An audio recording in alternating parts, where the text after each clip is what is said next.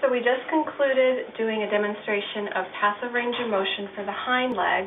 Now we're going to move up to the front leg. Again, we want to have the animal completely on her side so that she's not uncomfortable when we are manipulating her joints. And we also want to have her leg in a pretty even plane and not twerked up and not falling downward. So we want to keep it fairly supported.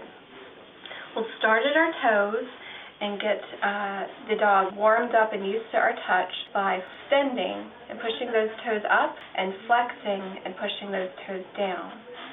So you want to move the toes to the end point of where they naturally want to go and hold for a second or two, and then go in the opposite direction to the end point where they naturally would go and also hold for a second or two. We'll do this for the number of repetitions that your doctor recommends for flexion and extension.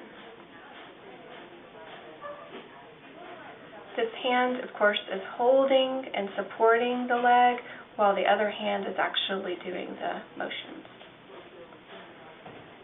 Next, we move up to the wrist or the carpus. That's this joint here. And we're again going to close the joint angle, which is the flexion, or open it, which is the extension. This hand is supporting, this hand is doing the movement.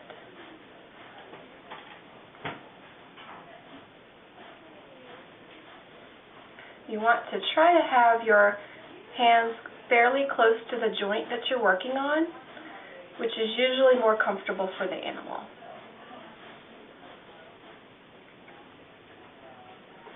Next, we'll move up to the elbow joint, which is right here, close to the body.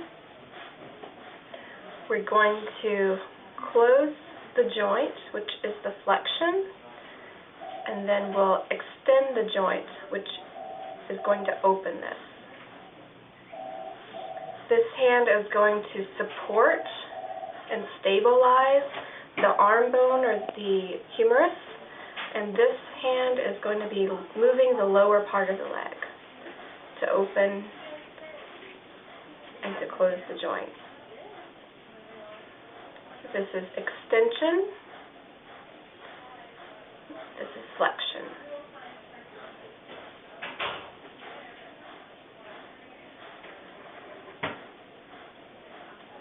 The next joint up is the shoulder joint.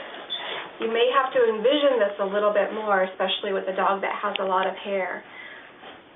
Her shoulder blade sits about like this, the way my hand sits on her chest, and then her arm bone or the humerus is going in this direction.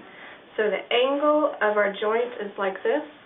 We're going to be closing that angle to flex the shoulder, and then opening the angle to extend the shoulder. So I'm going to put one hand around that shoulder joint and that shoulder blade, and this hand is going to be moving the rest of the leg to open or extend the shoulder, and then to close or flex the shoulder.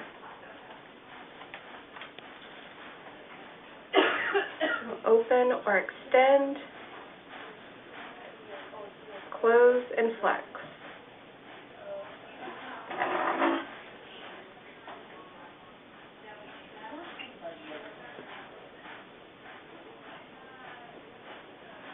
And this concludes passive range of motion of the front leg.